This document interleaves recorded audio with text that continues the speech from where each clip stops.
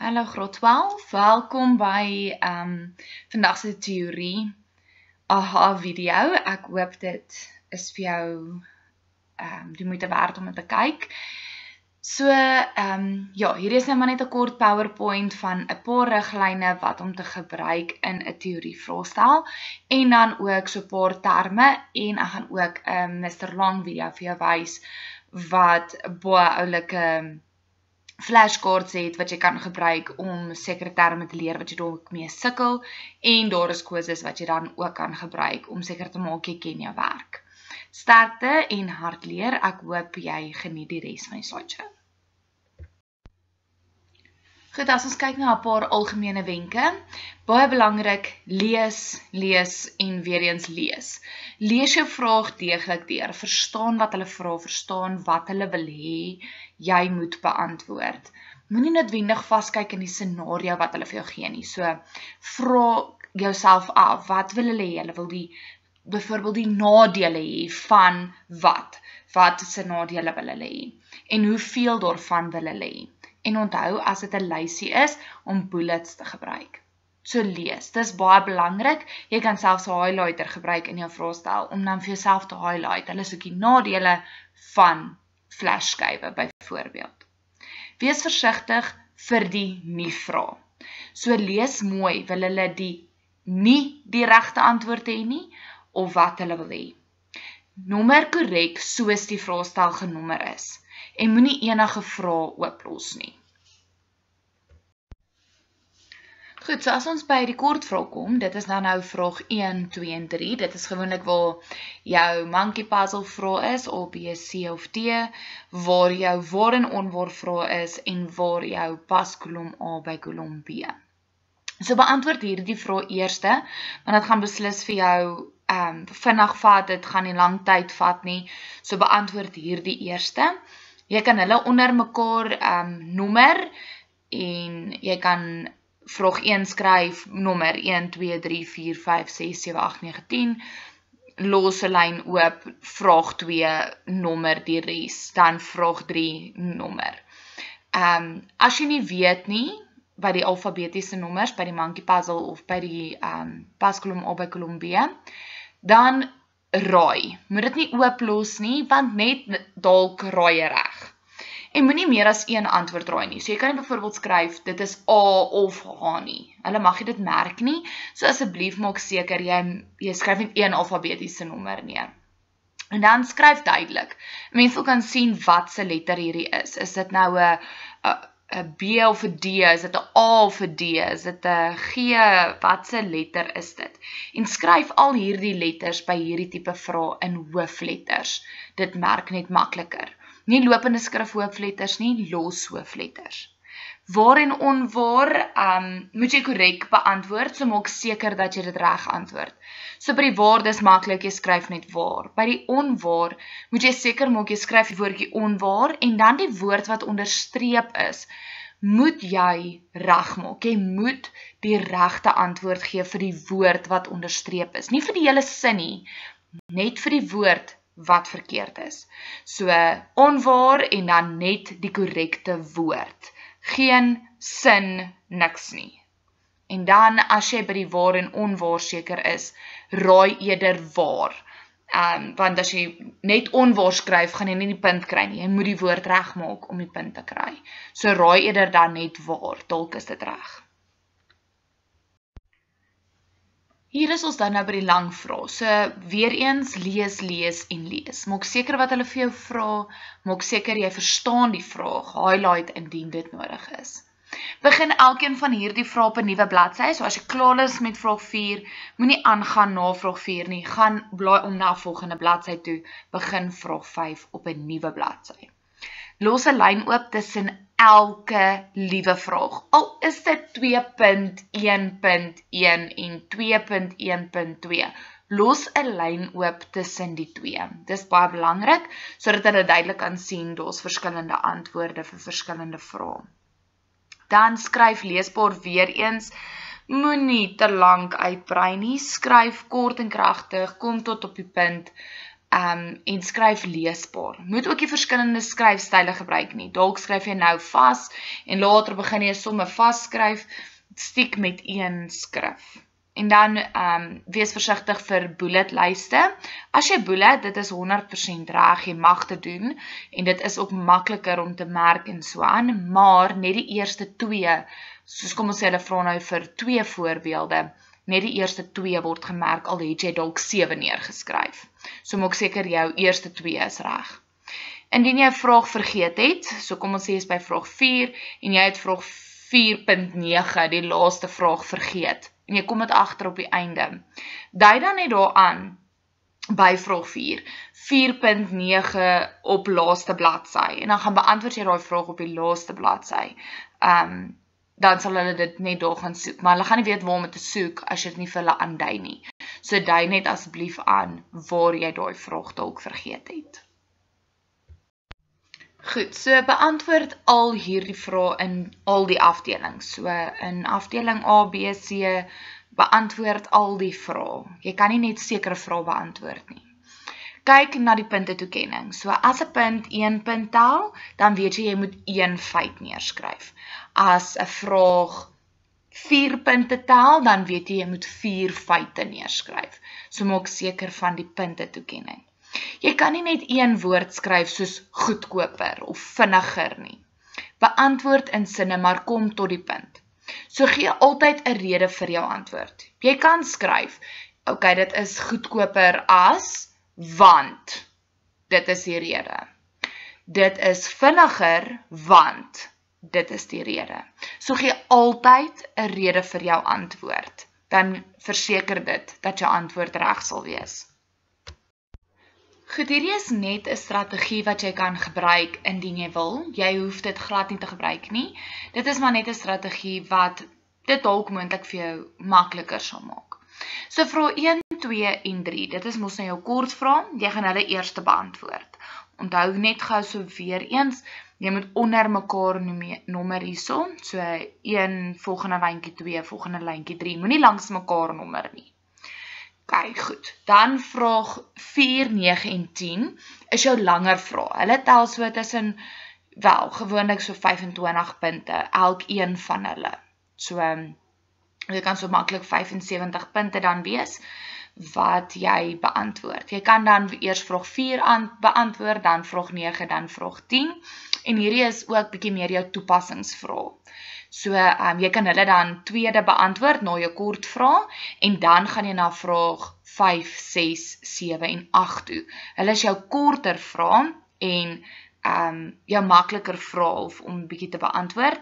So, as jy voel hierdie strategie kan dalk vir jou werk, is jy welkom om dit te gebruik.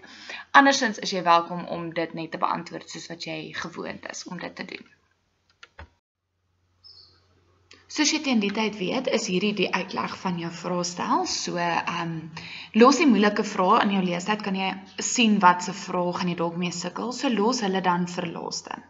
Maar vraag 4 gaan altyd stelseltegnologie bevat, vraag 5 internet en netwerktegnologie, vraag 6 is inligtingbestuur. Hierdie vraag kan jy dan beantwoord uit 'n padperspektief uit. So, kyk bietjie daarna, en dan vraag 7 is sosiale implikasies, vraag 8 is oplossingsontwikkeling, dit is die vraag oor praktiese werk, en dan vraag 9 en 10 is 'n gemengde scenario's wat geskep word uit al hierdie boonste vrae. So dit kan enigiets van die boonste vrae wees, wat dan hier gevra word in hierdie 2 vrae. Goed, belangrike wenke wat jy reg deur jou hele vraestel kan gebruik, is gee spesifieke voorbeelde. Verduidelik, hoekom is dit anders as dit wat jy moet verduidelik. Vergelyk dit met iets soortgelyk, so kom ons sê dit is nou 'n vraag oor 'n inkspuitdrukker, vergelyk dit dalk met 'n multidrukker. En dan wees baie spesifiek in jou antwoord, en gebruik asseblief RTT terminologie. Jy kan nie snaakse woorde gebruik nie, ek wil dit nie eers hardop sê, wat van julle gebruik in 'n vraestel nie, maar asseblief gebruik RTT terminologie. So maak seker jy ken jou terminologie baie goed. If you are a CAT or RT student and you need help with your theory paper too, then this is the video for you to help you get some flashcards that can help you practice your terminology, your definitions, and your acronyms. So follow the following instructions very carefully. The first step you need to do is you're going to need to go to a website called gizmo.ai on your phone. All the steps that I show you, you can also do on a browser, but I'm just using the phone example in this video. So we're going to go to that website and that's what it looks like. And you need to create an account. So you're going to click on that login button to log on. This is where you're going to sign in if you've already got an account. If you don't, then you need to sign up and create one, but you need to make sure that you've logged into the Gizmo app. It's free to use. You can just go and create an account. And once you've logged in, it'll look something like this. Now, once you've done that step, once you've logged into your account, you are then going to go to the following link. You're going to go to tinyurl.com/MrLongCat flashcards if you do a cat and you want the cat flashcards, or you can go to tinyurl.com/MrLongRT flashcards if you want the RT ones. When you do that, it'll take you to a website that looks something like this. Now, these are the RT ones, so this is what it would look like if you went to the RT flashcards in your browser. This is obviously after you've logged into your Gizmo account. Do not log out of it, just go straight to that link and then it'll take you to these flashcards. And this is where you can then do a quiz and test yourself on your RT content, or if you've gone to the cat link, to the cat content. And you can click on this quiz button and it will quiz you on all the flashcards in all grade 10, 11, 12 and abbreviations, all those cards combined. If you want to be a bit more specific, maybe you just want to focus on the grade 12 cards, then you can click on the grade 12 option and it'll show you all of the options available there. Now you can quiz now on all the grade 12 cards, or you can go into those further subdecks and test yourself on just grade 12 hardware and software, or just grade 12 social implications. It's up to you how you want to test yourself. And when you do the quiz, it'll look something like this, where it asks you a question. Sometimes you get to pick one of the options. Sometimes you have to type out an option. In this case, the process of integrating different technologies, that's convergence. So we click on convergence and it gives us some points. And you can continually do these quizzes to get better at your content. Now, when you are in the app, you'll notice at the bottom these options. And once you have gone to that link once, then if you go to your decks, my RT or cat flashcards will always be available to you. Even when I add new cards to those decks, you will always have the latest ones. So once you've gone to that link once, whenever you go into Gizmo and you go to decks, you will be able to access my flashcards every single time. An even better way to access this is to use the app. Now, if you go to the Play Store or the App Store, you'll be able to search for Gizmo AI and you're looking for something that looks like that. It used to be called Save All. There you can see the Gizmo app. You're going to install that one. You're looking for that star with the little eyes in it. That's the app that you're looking for. If you install that app, then everything looks exactly the same. You're going to go into the app and you can sign in if you want, or sign up if you haven't registered yet. And then once you've signed in, this is what it looks like. Now we're going to go down to the bottom to decks. And when you go there, you will see all the decks that you have subscribed to technically when you went to that link that I said in the beginning. So if you, as long as you go to that link on the browser, then these decks will be available in the app once you get the app after that. And then you can go to the cat flashcards and say, hey, I want to do some cat terminology today. And there you can see all the options. As you can see, there's hundreds and hundreds of flashcards available for you to study. Some of the cards do repeat themselves because they are available in both grade 10, 11 and 12. But repetition is always good when you are studying. So if you want to get those flashcards, remember you must create an account on Gizmo, and then you're going to go to tinyurl.com/MrLongCat flashcards, and RT students are going to go to tinyurl.com/MrLongRT flashcards. And if you've got some feedback, maybe there's a card that we haven't got there that you want us to add, or some suggestions, then please let us know at tinyurl.com/MrLongFlashcard feedback, and that's where you can just give us some information about what we should be adding to these flashcards to help you study for your exams. For more videos, make sure that you go to our YouTube channel at Mr. Long RT and Cat, but particularly for theory, you want to go to Mr. Long Computer Terms. That's going to give you lots of videos to understand the content in those flashcards. So make sure you subscribe to Mr. Long Computer Terms and watch the videos there as well before your theory paper. Good luck for exams, and remember, don't do it the long way, do it the Mr. Long way.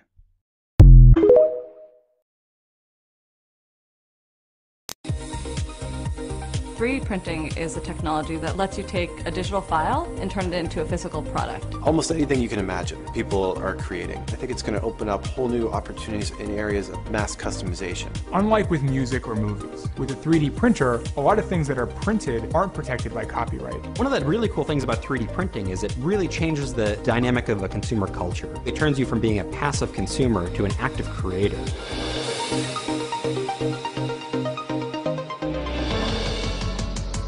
3D printing is this amazing new technology where you can take a 3D digital file and with the click of a button use that file to create an actual physical 3D part.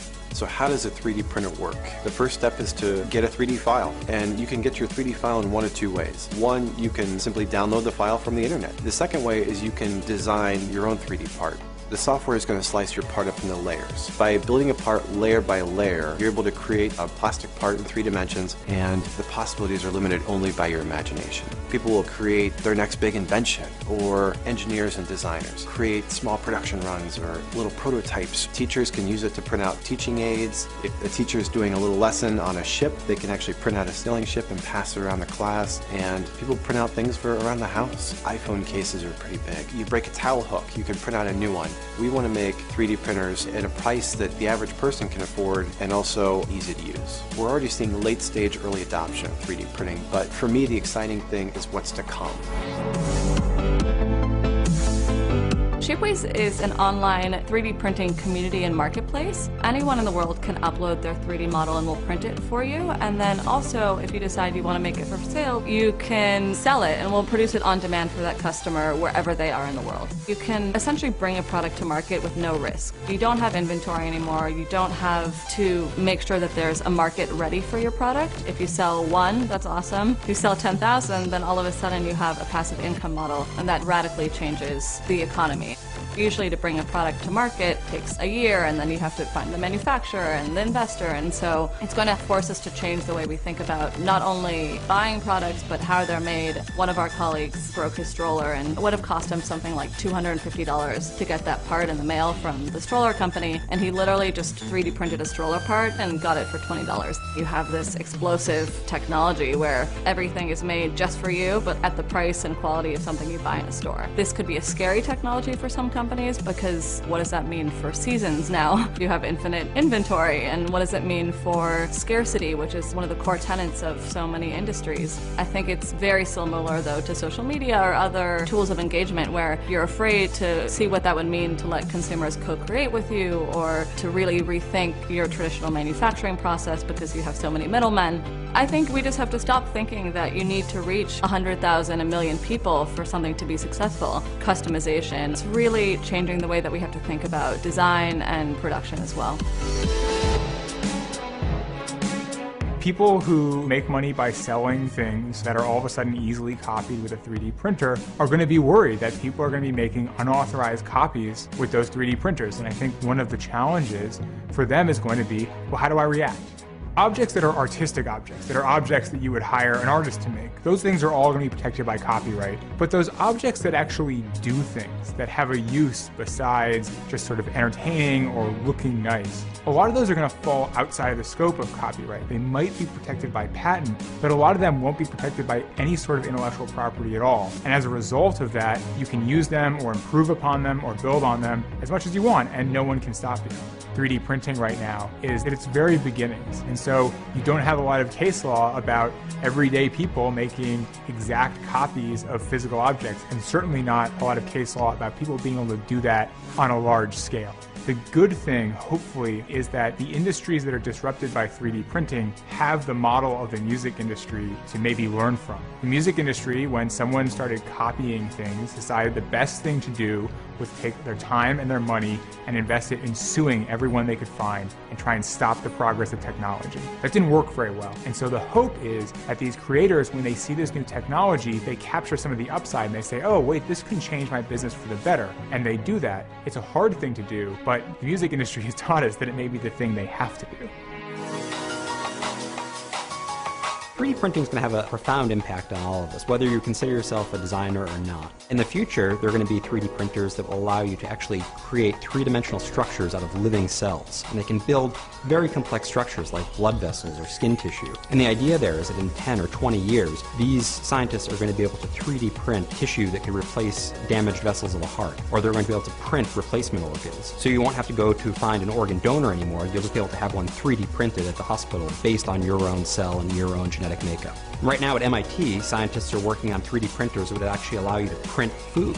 And who wouldn't want that in their house, right? If you could just ask Siri to cook you a steak. I mean, it's really going to be an exciting time in the home. In Japan, there's a company that's taking sonogram data. So they scan a pregnant woman's belly, and they're able to actually 3D print a figure of her torso. So instead of just having a fuzzy little black and white picture, you're getting a real model of what your child is going to look like. People are using 3D printers to do all sorts of interesting things in terms of the environment. Researchers are using 3D printers that can print concrete to make replacements for parts of the Great Barrier Reef that have been damaged. Normally, those reefs take thousands of years to build, but what these scientists do is they find the areas that are damaged, they make CAD replicas of those damaged areas, and they print them in concrete. So it's a base structure upon which coral can create a top layer, and that helps reinvigorate the environment and helps return normality to that area.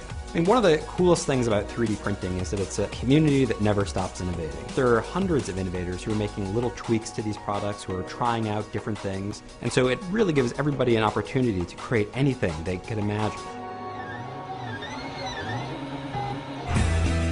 3D printing is the next wave of how brands and consumers can engage, and now we're just starting to see that happen. In a few years' time, they're going to be no more difficult to use or difficult to understand than a camera phone. The way to protect creators and designers is to make sure to give people a way to spend money on 3D printed things. In the future, we're going to see a lot more people unleashing their pent-up creativity, and that's what's most exciting for me.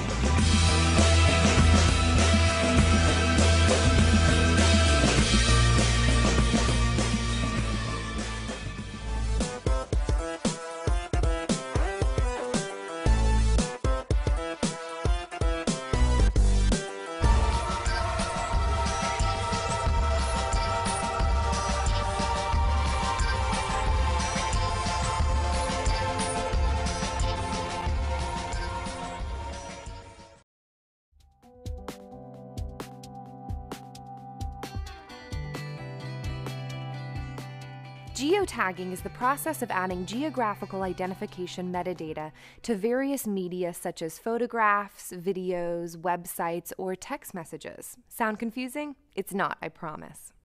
Imagine taking a photograph with your new iPhone in a place you'd never been before.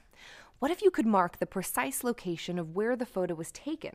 If you ever wanted to come back to that precise spot, you'd know exactly where to go. Geotagging usually consists of latitude and longitude coordinates. Some programs can even add things like altitude, distance, and the direction the camera was facing. There are three main ways to geotag a photograph or video clip. The first is the easiest. Some digital cameras come equipped with GPS sensors that automatically add location data to photographs.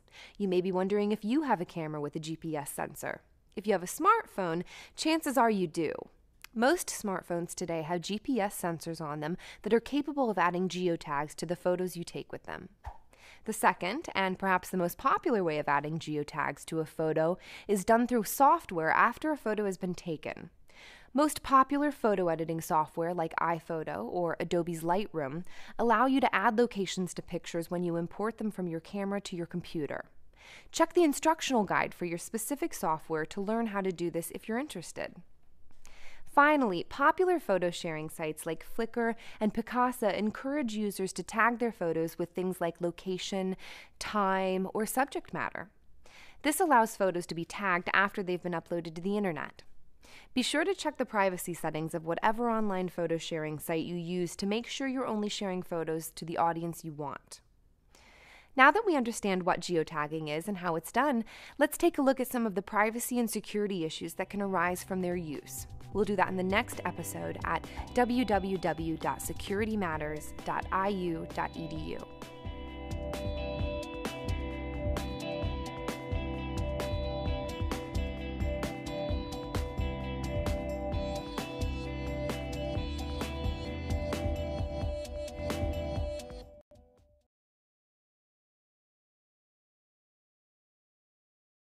You've probably heard of the cloud as the place where a lot of data is stored.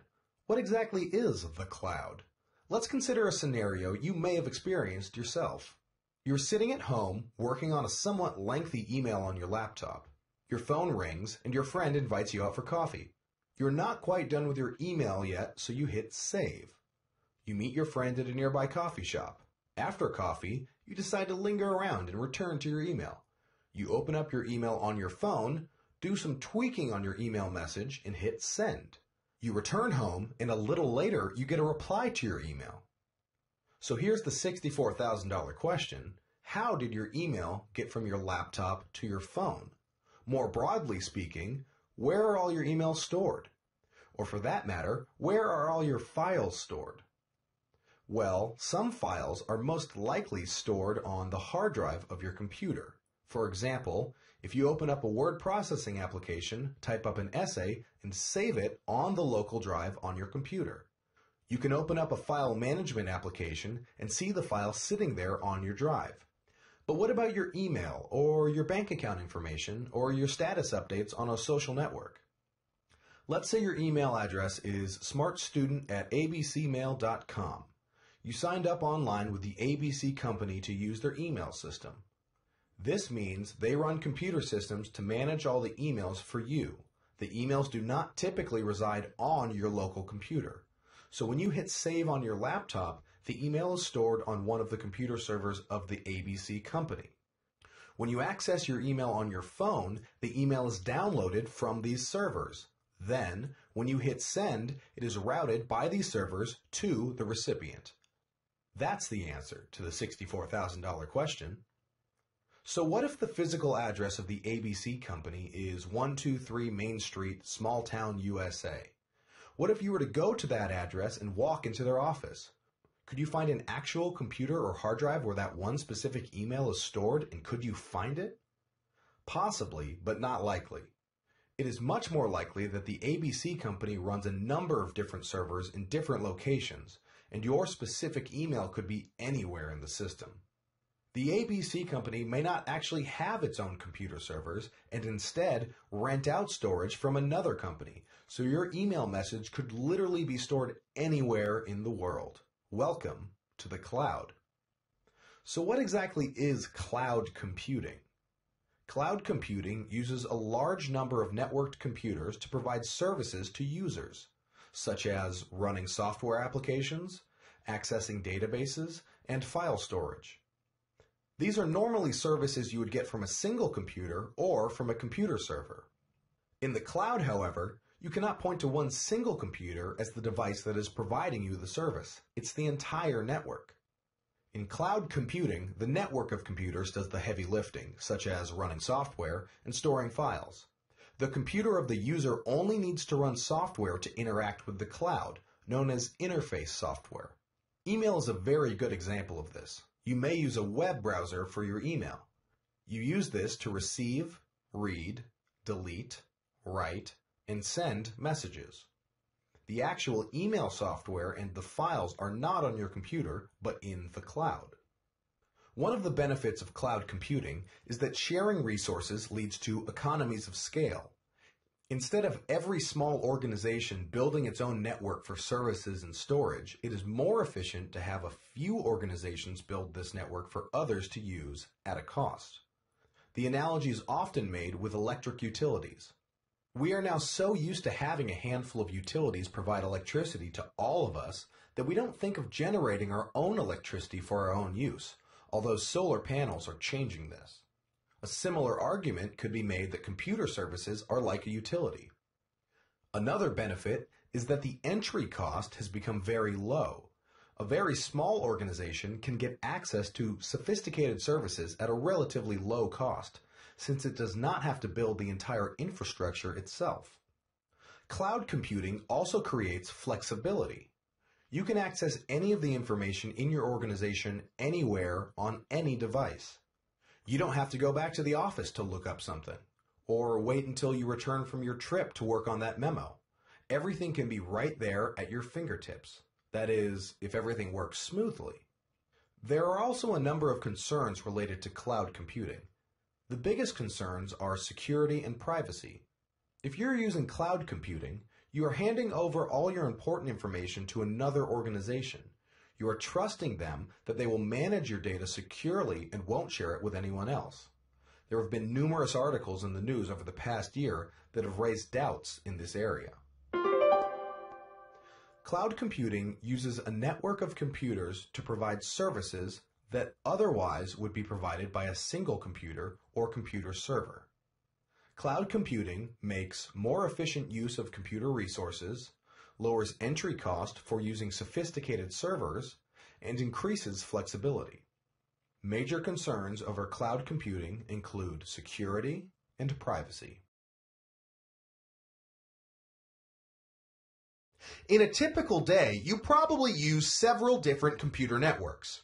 After getting up in the morning, as you eat your breakfast, you check your email on your tablet over a Wi-Fi connection in your house, network number 1. When you get to work, you log onto your computer and start using a number of files from the company's database, network number 2. When you go out for a coffee, you check the latest scores on your tablet using the Wi-Fi hotspot of the local coffee shop, network number 3, and it's only 11 a.m. Each of these networks is organized differently. Computer networks can be characterized by the geographic area they occupy and the purpose of the network within this geographic area. Networks can cover anything from a handful of devices within a single room to millions of devices spread across the entire globe. Some of the different networks based on size are Personal Area Network, or PAN, Local Area Network, or LAN, Metropolitan Area Network, or MAN, and Wide Area Network, or WAN. Let's look at each of these in a bit more detail. A Personal Area Network, or PAN, is a computer network organized around a single individual person within a single building. This could be inside a small office or a residence. A typical PAN would include one or more computers, telephones, peripheral devices, video game consoles, and other personal entertainment devices. If multiple individuals use the same network within a residence, the network is sometimes referred to as a Home Area Network, or HAN. In a very typical setup, a residence will have a single wired internet connection connected to a modem. This modem then provides both wired and wireless connections for multiple devices. The network is typically managed from a single computer but can be accessed from any device. This type of network provides great flexibility. For example, it allows you to send a document to the printer in the office upstairs while you're sitting on the couch with your laptop, upload the photos from your cell phone to a storage device connected to your desktop computer, watch movies from an online streaming service on your TV. If this sounds familiar to you, you likely have a PAN in your house without having called it by that name. A local area network, or LAN, consists of a computer network at a single site, typically an individual office building. A LAN is very useful for sharing resources, such as data storage and printers. LANs can be built with relatively inexpensive hardware, such as hubs, network adapters, and Ethernet cables. The smallest LAN may only use 2 computers, while larger LANs can accommodate thousands of computers. A LAN typically relies mostly on wired connections for increased speed and security, but wireless connections can also be part of a LAN. High speed and relatively low cost are the defining characteristics of LANs. LANs are typically used for single sites where people need to share resources among themselves, but not with the rest of the outside world. Think of an office building where everybody should be able to access files on a central server or be able to print a document to one or more central printers. Those tasks should be easy for everybody working in the same office, but you would not want somebody just walking outside to be able to send a document to the printer from their cell phone. A metropolitan area network, or MAN, consists of a computer network across an entire city, college campus, or small region. A MAN is larger than a LAN, which is typically limited to a single building or site. Depending on the configuration, this type of network can cover an area from 5 to around 50 kilometers across. A MAN is often used to connect several LANs together to form a bigger network. When this type of area network is specifically designed for a college campus, it is sometimes referred to as a campus area network, or CAN. A wide area network, or WAN, occupies a very large area, such as an entire country or the entire world. A WAN can contain multiple smaller networks such as LANs or MANs. The Internet is the best known example of a public WAN. All the types of networks discussed so far use both wired and wireless connections. A wireless network refers to any type of network that establishes connections without cables. Wireless connections have many advantages, starting with the fact that you don't need to buy and install cables. If a personal area network or PAN is entirely wireless, it is referred to as a wireless personal area network, or WPAN. This applies to all the different types: WLAN, WMAN, and WWAN. So let's return to the example of the networks in your typical day. What type of networks did you use? You used a Wi-Fi signal to connect to the wireless personal area network in your home. To check your email, you used your WPAN to connect to the Internet, which itself is a wide area network. At the office, you connected to a database server, most likely using a local area network. At the coffee shop, you used a Wi-Fi hotspot to connect to the Internet. If the hotspot is part of a public network of hotspots, for example, set up by the city government, you connected to a wireless metropolitan area network. So the next time you start using your smartphone, tablet, or computer, think for a moment about the type of network you are using. Computer networks can be characterized by the geographic area they occupy and the purpose of the network within this geographic area. Networks can cover anything from a handful of devices within a single room to millions of devices spread across the entire globe. A personal area network is a computer network organized around a single individual person within a single building. A local area network consists of a computer network at a single site for sharing resources, typically an individual office building. A metropolitan area network consists of a computer network across an entire city, college campus, or small region. A wide area network occupies a very large area, such as an entire country or the entire world. All of these networks can be wired, wireless, or a combination of the two.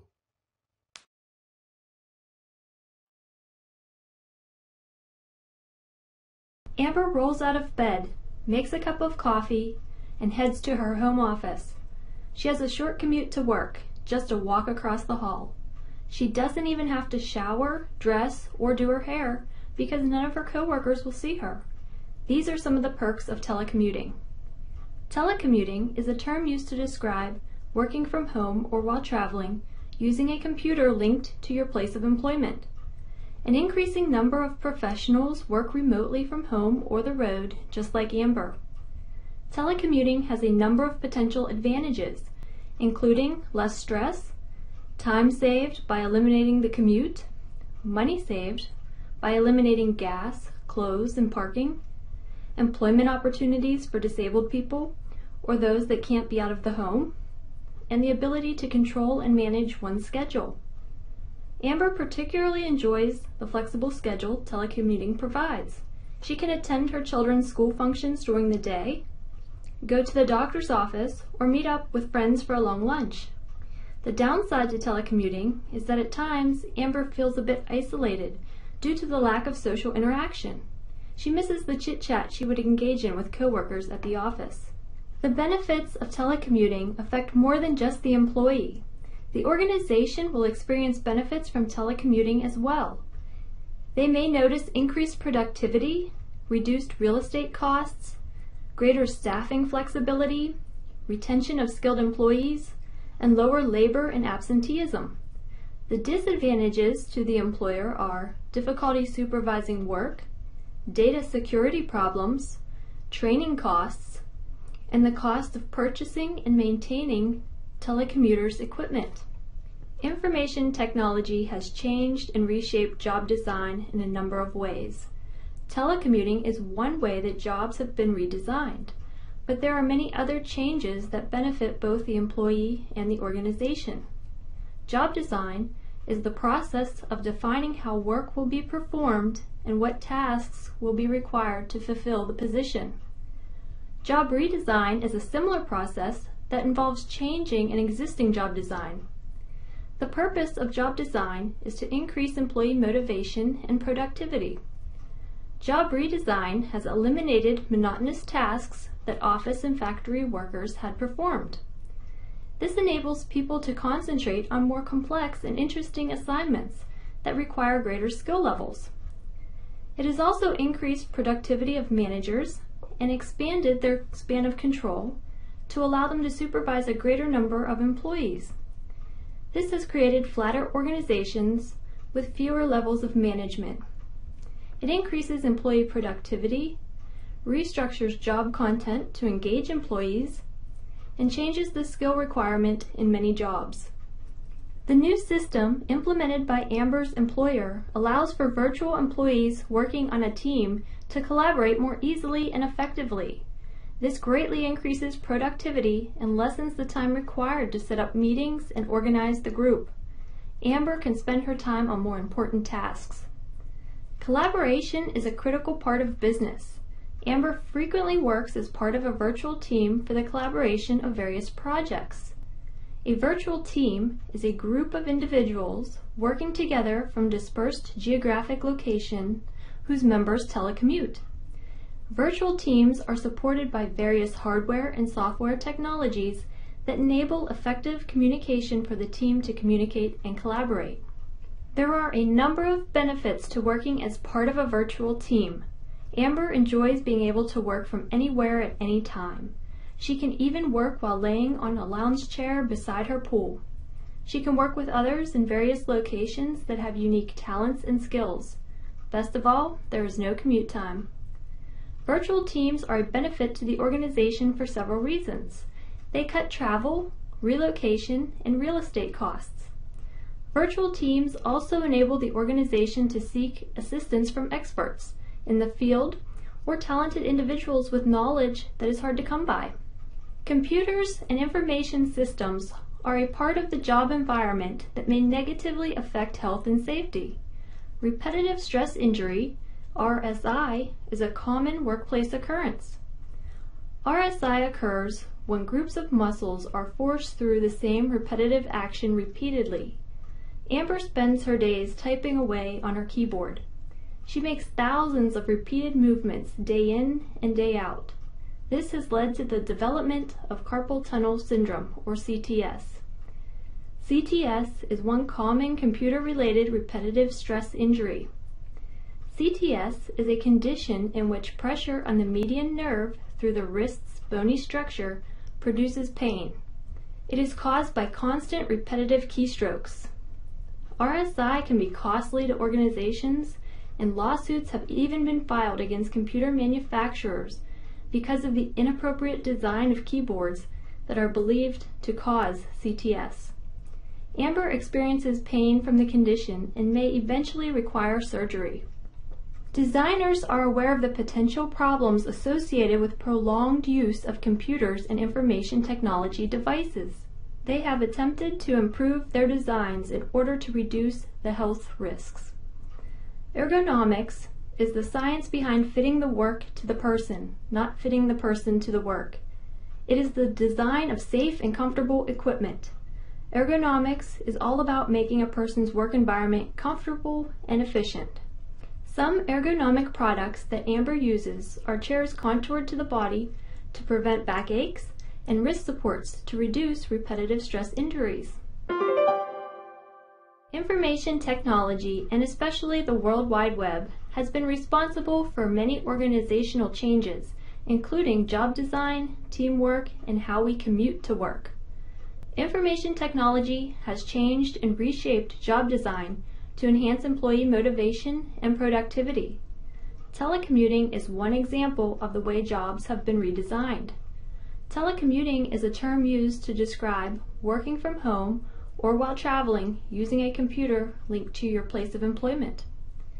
Information technology supports the use of virtual teams by providing the medium for collaborative communication to occur. As we know, collaboration is a critical part of business. A virtual team is a group of individuals working together from dispersed geographic locations whose members telecommute. Computers and information systems have the potential to negatively affect health and safety. This is typically due to poor design that causes repetitive stress injuries.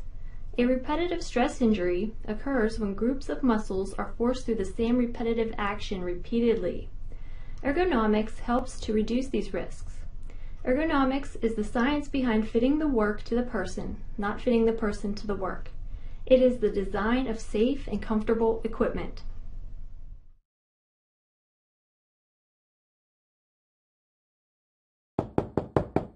Come on in, Wendy. It's good to see you, dear. Great to see you too, Grandma. Show me this new computer you just had set up. This is very nice. You'll be able to access so much information and visit a variety of websites. It will keep you so busy. You may not even have enough time to knit anymore. Oh, I don't know about that. I just hope it isn't too difficult to access the World Wide Web. Come to think of it, I'm familiar with the term World Wide Web, but I don't exactly know what it means. Can you describe to me in simple terms? Of course. The World Wide Web, commonly referred to as the web, is a system of interlinked hypertext documents accessed through the Internet. It enables the retrieval and display of text and media to your computer. Who invented the web?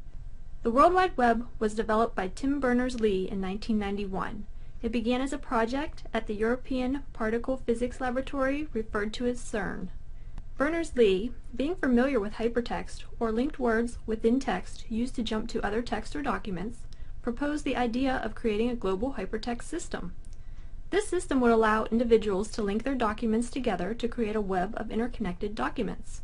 He named his system the World Wide Web.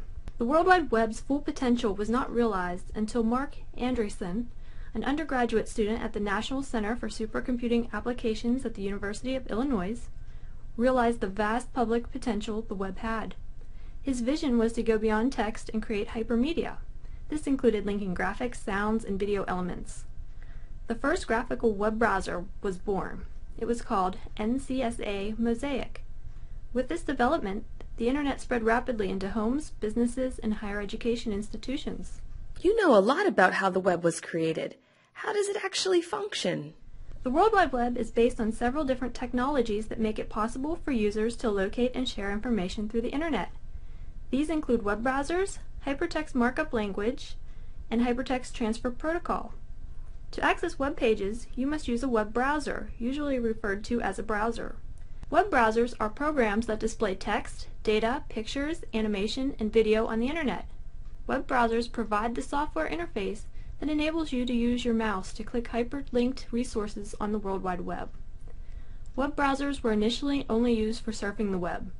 They are now more universal and allow users to do many more tasks, including conducting searches, emailing, transferring multimedia files, participating in discussion groups, and much more. Some examples of commonly used web browsers are Internet Explorer, Mozilla Firefox, Google Chrome, and Safari. Grandma, you have Internet Explorer already installed on your computer. You will double-click the icon to launch Internet Explorer, and you are now connected to the World Wide Web. That was easy. Now how do I find the Publishers Clearinghouse website? You can either conduct a search or type the Uniform Resource Locator, URL, into the address bar. To conduct a search, click in the web search box. Type Publishers Clearinghouse and click Search. Your search will return a listing of results. The website you want will most likely be listed at the top. Click on the hyperlink of the result that you want and you will be directed to the Publishers Clearinghouse website. Grandma, did you know that websites are a collection of web pages? Each website has a home page. The home page is the first page of a website in which you are taken to as a starting point. From there you can access other content. You are now on the Publishers Clearinghouse home page. You can click the other links to access information about Publishers Clearinghouse or to enter their sweepstakes. No, Wendy, I didn't know that. The next technology that plays an integral role in the operation of the web is hypertext markup language. Hypertext markup language, or HTML, is a programming tool that uses hypertext to establish dynamic links to other documents. It is known as the web's programming language, and it provides a general structure for creating web pages. If you wanted to create your own website, you would use HTML. HTML allows web page developers to create hyperlinks, and these are the clickable images or words on the web page.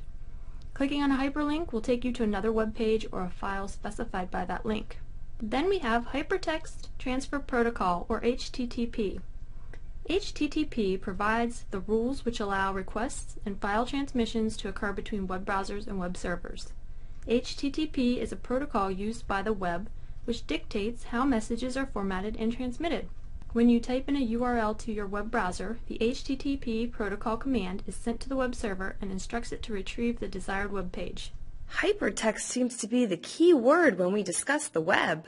That's a good observation, Grandma. Hypertext is a term we frequently hear because it really is the whole basis of the web. Another commonly used term that is important to know is File Transfer Protocol, or FTP. It is an internet protocol used for retrieving and transferring files from a remote computer. FTP relies on the TCP/IP protocols to transfer files. It is often used to download programs and files from one computer to another. You can use a web browser to connect to an FTP address just like you would to an HTTP address. Wendy, you've been so helpful. I think I understand now the main concepts behind the World Wide Web, or global system of interlinked hypertext documents accessed through the internet. Web browsers provide the software interface that enables us to use our mouse to click hyperlinked resources on the World Wide Web. Hypertext Transfer Protocol, otherwise known as HTTP, is the protocol which enables requests and file transmissions to occur between web browsers and web servers. In the event I need to transfer files from one computer to another via the internet, I can use File Transfer Protocol, otherwise known as FTP. I think with a little practice I'll be able to surf the web easily. Maybe I can even find an online knitting group to join. Grandma, it sounds like you got it. Glad I could be of assistance. Hi, Grandma. Hi, Wendy. It's so nice of you to drop by for a visit. What have you been up to these days? Well, I just finished writing a research paper for my business ethics class. You must have spent hours at the library researching all the information you needed.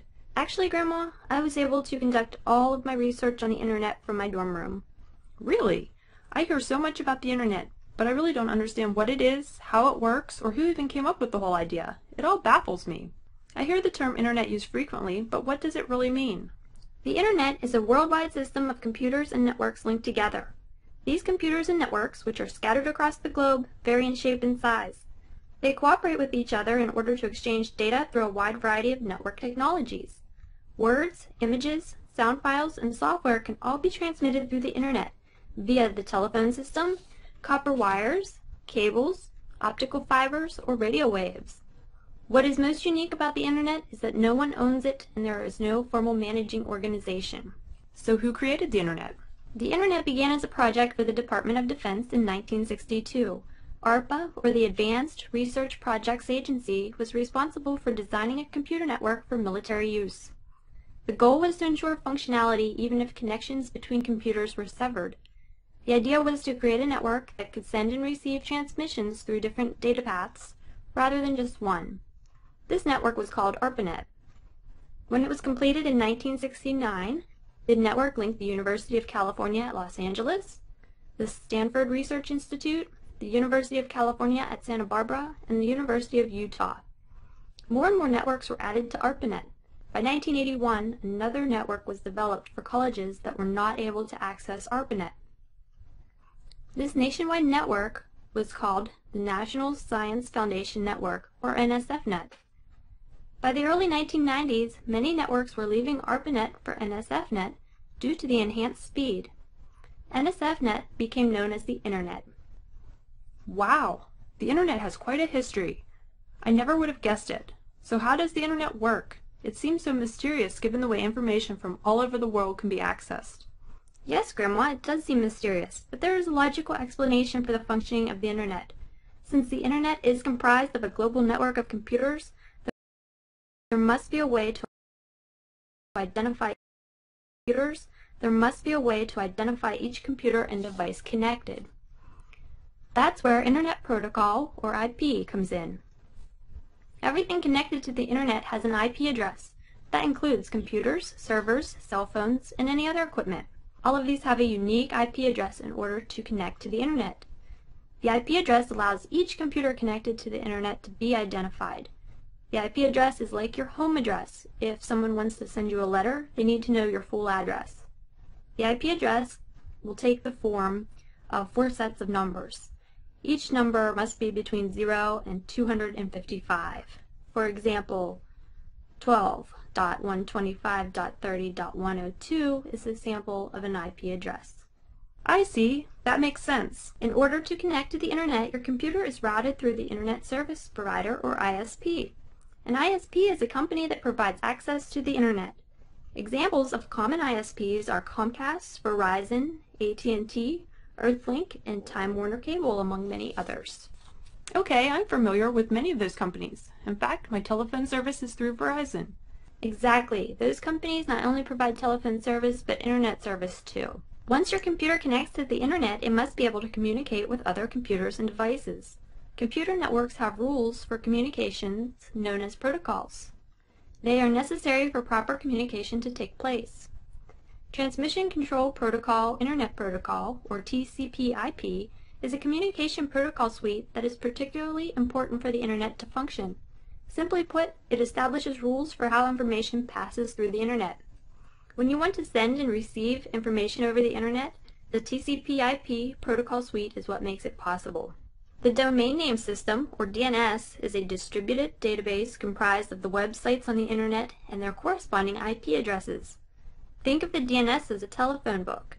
Each geographic area has a phone book in which you can look up the telephone number and address of a person based on their name. No one DNS server contains the entire database. A distributed database means that portions of the database are divided and spread to many different servers on the Internet. If a DNS server does not contain the domain name requested, it will redirect the request to another server. A web address is often referred to as a URL, or Uniform Resource Locator. It is divided up into various levels: the top-level domain name, and host name. The DNS will look up a website's IP address. It is organized based on levels. Examples of these levels include .edu, .org, .gov, .com, .mil, and so on. An example is www.collegeboard.org. The .org is the top-level domain. College Board is the domain name, and www is the host name. The DNS provides the directions so that your request can hit the target location. Wow, that all sounds like a very complicated process. Who keeps track of all this information? I can, or the Internet Corporation of Assigned Names and Numbers is an organization that performs Internet-related tasks. It coordinates the DNS, IP addresses, and other unique identifiers that enable the Internet to function smoothly.